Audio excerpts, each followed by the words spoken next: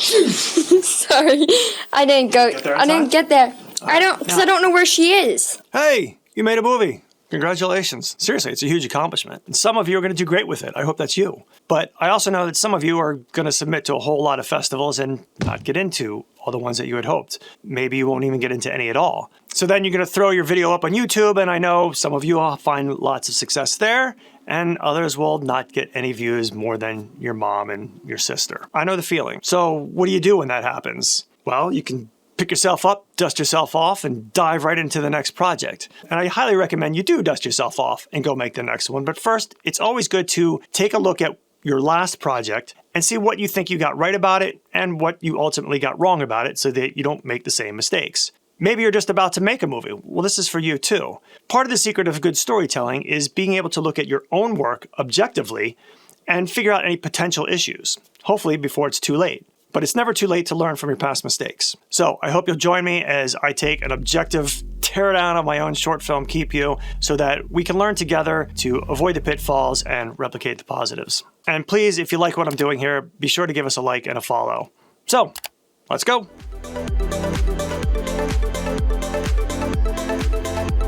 I'm really proud of my short film, Keep You, a film that I largely made on my own, including shooting, directing, writing, editing, and acting in. But in retrospect, I think there's several things that I could have done differently. If you haven't already watched the 13-minute short film, Keep You, I highly recommend you go watch that first. This video is going to have a lot of spoilers, and plus just everything in it will have a lot more context if you've seen the film. If you do watch the film, please stick around after the first set of credits as there's an extra scene. And you do not have to have watched the making of video for anything in this video to make sense. Okay, so now I'm going to assume that you've gone and watched the short film and you've formed your own opinions about it. And again, I am super proud of this project, as I am all my projects, but I think there are certain elements of the film and of the story that I didn't get right. So I think the best way to go about this is just to start at the beginning. Scene one, take one, mark it. Our first scene establishes our main characters. Hi, Mommy. Hey, Bud, you ready to go? We have the little girl, Riley, Mom, Okay, but then we gotta get going, and Dad. okay? And part of our story problem happens right here in the first scene. Mom wants to know why you're not coming on the trip with us. It's shot a little bit like an information dump. I told her you had to work, but she didn't understand because you missed Miss Soccer game last weekend, too. We learned that Mom and Riley are going on a trip. Dad is not going on the trip, and he's missed recent things in the past. Maya, sometimes mommies and daddies have to work a little bit extra so we can afford the things that are important to us, like our house and food and baby dolls. We also learned that Riley is going to leave the doll behind You have to take care of Daddy when I'm gone, Maya. to keep the dad company, which establishes our doll. Okay, and that's all critical information that we need to get into this movie. It's a family that obviously cares about each other. The problem is that there's no emotion to the scene. This was our chance right at the start of the movie to get the viewer emotionally involved with our characters and with our story. And the way I shot it, there's just none of that. To see what I mean, let's jump ahead to scene 3 real quick. Just wait! Here we have a dad who's clearly emotional over getting the news that his wife and daughter have just died. I warned you there was going to be spoilers. There was stuff behind the Hopefully accident. seeing the dad this distraught pulls some emotional heartstrings from the audience. But it's the first emotion we have in the entire movie. It would have been far more powerful if we had had a joyful opposite emotion at the beginning of the movie and the audience was emotionally connected. However, we had none of that in the way that I shot it. If you want to break the audience's hearts by the end, you have to gain their hearts at the beginning. As an audience, we have to feel something for these characters, and the first scenes, especially in a short film, is where you have to build that. It could be hatred, anger, lust, love, joy, fear, whatever. Anything that we as an audience can relate to so that we can connect to this imaginary character that we're about to spend so much time with. So what could I have done instead? The way it should have been shot is there should have been some emotion to the scene while getting that critical information across. Riley should have come in and been directed by her mom to her dad sleeping on the bed.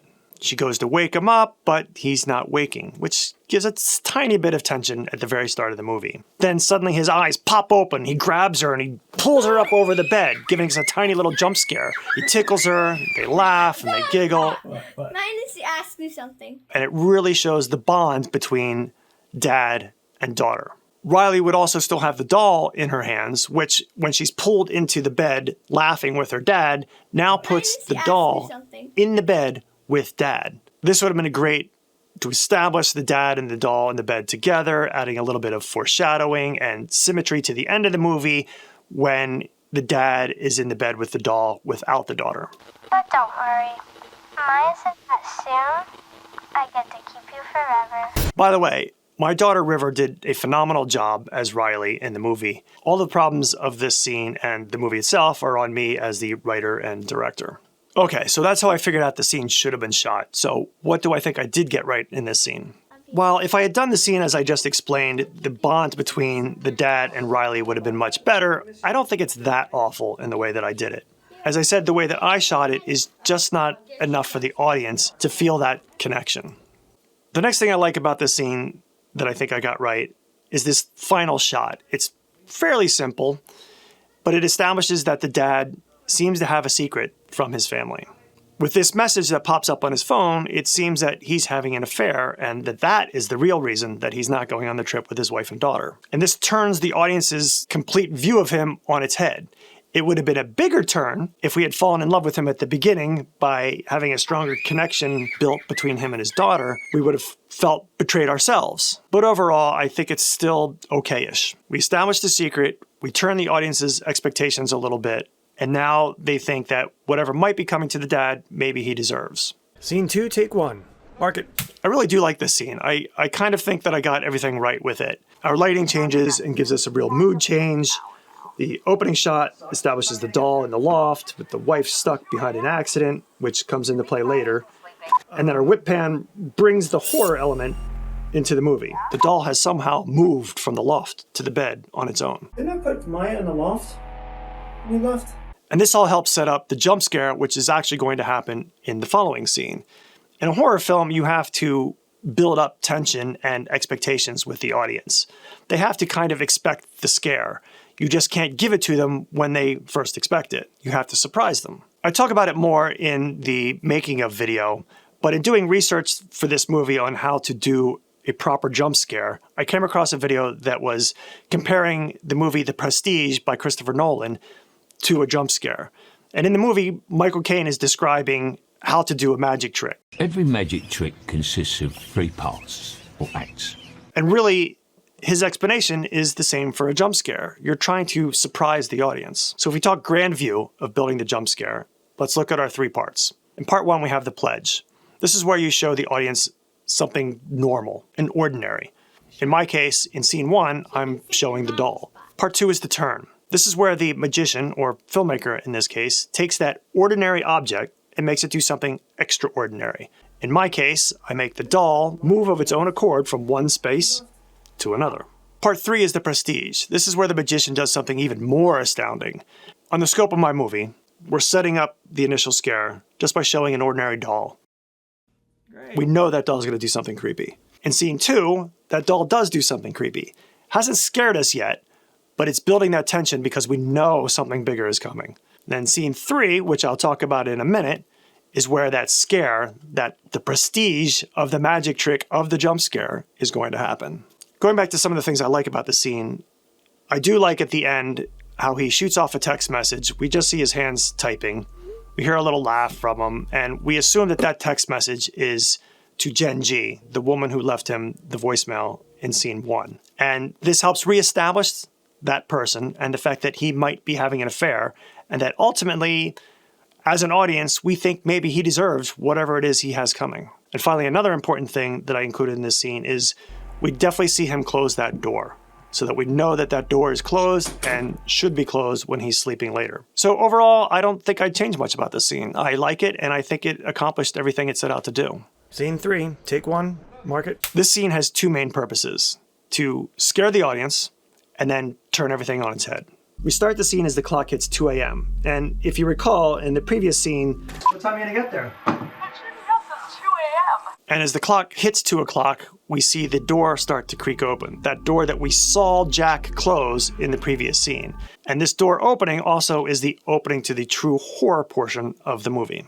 And now we really are setting up the jump scare in the scene. We had an overall setup, set up the doll doing something creepy, but now in the scene we're getting more specific. We have something ordinary, a man sleeping in his bed. Part 2 is we have something extraordinary, that door creeping open on its own.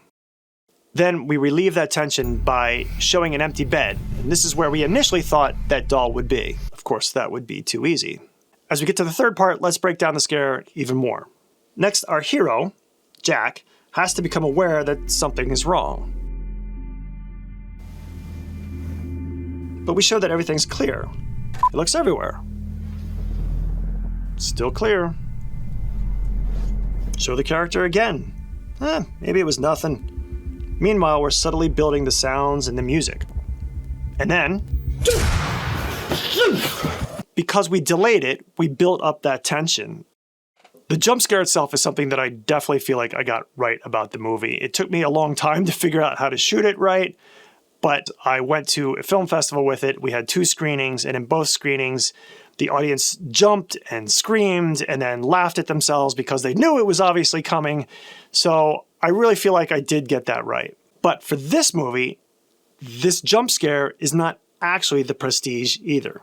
Okay, I know I'm getting a bit in the weeds here, but bear with me. If the previous scene showed us something extraordinary from the ordinary, the doll can seemingly move, the jump scare just ends that turn.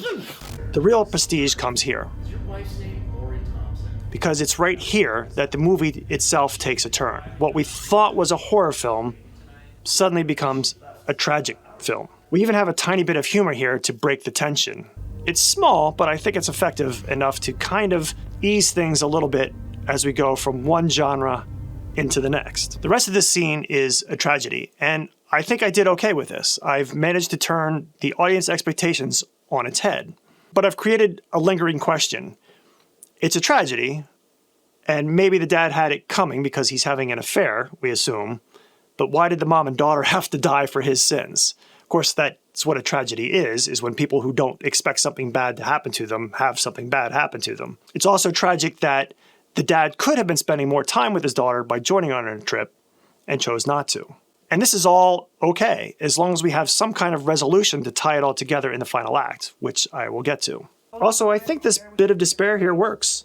I love my single long shot for the second half of the scene. It's like 2.5 minutes long. And I like how we only see part of the dad here. Kind of leaves the audience imagining what his facial reactions are like. Wait! And hopefully the audience is really feeling for him here. But again, if I had built up a better connection in scene 1 right at the start, then the audience would have been with him more. They would have been feeling his loss of his daughter and his wife. Shit! But overall, I'm happy with this scene too, and there's not a ton that I would change about this one. Scene 4, take 1, mark it. This is where I think things ultimately fell apart. Again, I could have set up everything better in scene 1, but I think there are a couple critical things that I missed in this scene. And again, this isn't really the end of the movie, but we'll get to that. We were led to believe that my character deserves what's coming to him, but as it turns out, that's not true. It turns out that my character was not cheating on his wife. And the reveal of that is through this voicemail that we get. Hi, Jack. It's Jen from Backyard Playground Adventures. His secret was that he was staying home because he was having a playground set delivered for Riley that he was then going to stay home and build himself. A secret that his wife most probably knew. The problem with the way I shot it is some viewers, in fact, I definitely know of one, that missed the fact that Jen on the phone calling from Backyard Playground Adventures was the same Jen that we assumed was the mistress in the beginning. It's been a long time since the viewers got to see that Jen G with a little swing. The way I should have shot this scene is as Jack came up the stairs, his phone would be ringing, he pulls it out of his back pocket, takes a look, we take a shot of Jen G with the little swing, which reaffirms in our mind who this is calling. We think it's his mistress. Jack would have just turned off the call, put it back in his pocket, sending it to voicemail. When we hear the voicemail, we realize she's not a mistress. It was a playground for Riley. Dad is not as bad as of a person as we thought, making this whole thing an even bigger tragedy. Nobody deserved anything they got in the end. The second problem with this scene is, as a scene itself, it's tragic, but we did start this off as a horror film. And so the whole thing doesn't have a big enough climax. I hate in movies, and I've watched lots of them, where the movie just ends and it goes to credits and you're kind of sitting there left with, That's it? What? I watched this whole thing for that? and sitting in the screenings of my film, I definitely had that moment when the first set of credits hit. And I knew right away I'd made a mistake. And I kind of knew when I was editing, the whole reason that the post-credit scene exists was to make up for this fact and to bring the movie back around to being a horror film. But let's back up a minute. In this scene, the audience is supposed to once again feel Jack's loss here. When he turns around and he sees the doll, it brings out a feeling of loss in him for his daughter. But the audience hasn't seen his daughter since scene 1. And as I've said numerous times, I never really got the audience to fall in love with her. So while they're sad a dad's little girl died, they're not feeling it as if it's a loss of their own. And this again is because I failed my beginning. So I conveniently used a photo of my wife and I from our actual wedding day in this shot. And what I should have done is replaced it with a shot of the dad, the mom, and Riley happy together, laughing somewhere. This would have literally put Riley's face in front of the audience again so that they could remember her and remember that happy moment and the moment they fell in love with her if I had shot scene 1 correctly. Maybe I could have even flashed back to that moment, though I'm not sure I would have needed it. I guess we'll never know. The playground being delivered at the end doesn't really complete the theme of the whole movie, which was ultimately about how we spend our time. Is there a right way, a wrong way? How best do we do it? When we spend time with our loved ones versus doing something away from them but for them. Again, there's no right answer, but the film itself, the way I ended it, didn't really present that question. That's what the audience should have walked away feeling. How tragic. He wanted to do something for her, so was away from her,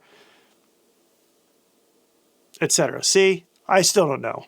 I still like it, but it just wasn't enough to kind of finish the scene. But as I mentioned several times now, this is not the actual end of the movie. I have a tag-on scene after the start of the credits. Final scene.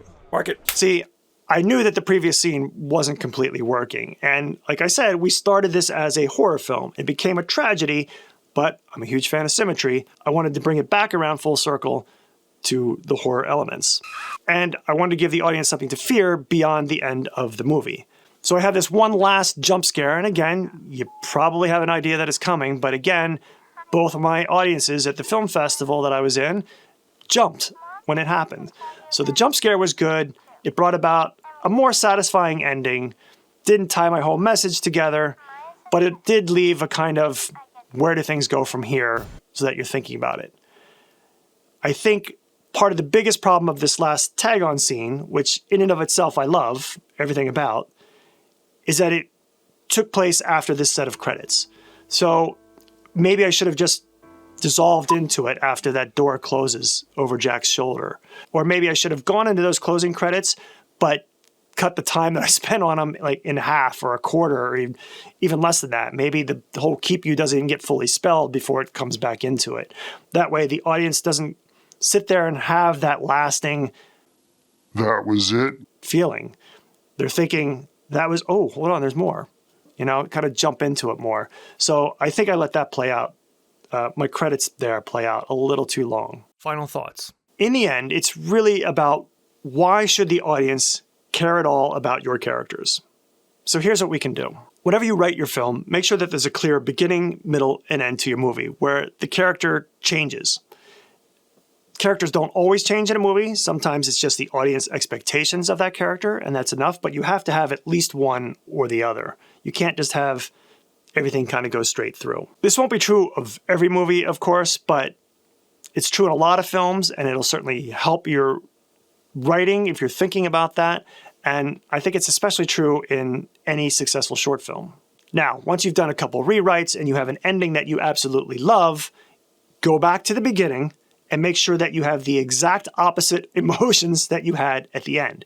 If you want them to cry and be sad at the end, they have to be super happy and joyful and feel love at the beginning, or vice versa. That's a wrap. Thank you so much for watching. If you've enjoyed this or feel like you got anything out of it all, I would really appreciate a like and a follow. ring the little bell so you can get notifications when I post the next video. And let me know what you think. Did I get my analysis of my film right? Did I get it wrong? What did you think of the movie overall? And if you have your own short films, please post them. I'd love to watch them. I'd love to see what you're doing too, so we can all learn from each other. And if you haven't already, I'd appreciate if you went and watched the short film Keep You, or a making of video where I show how my family helped me on the first third or half of the movie, and I did the rest completely on my own. So until next time, I'm Sean Foy, the Lonely Creative. Cheers.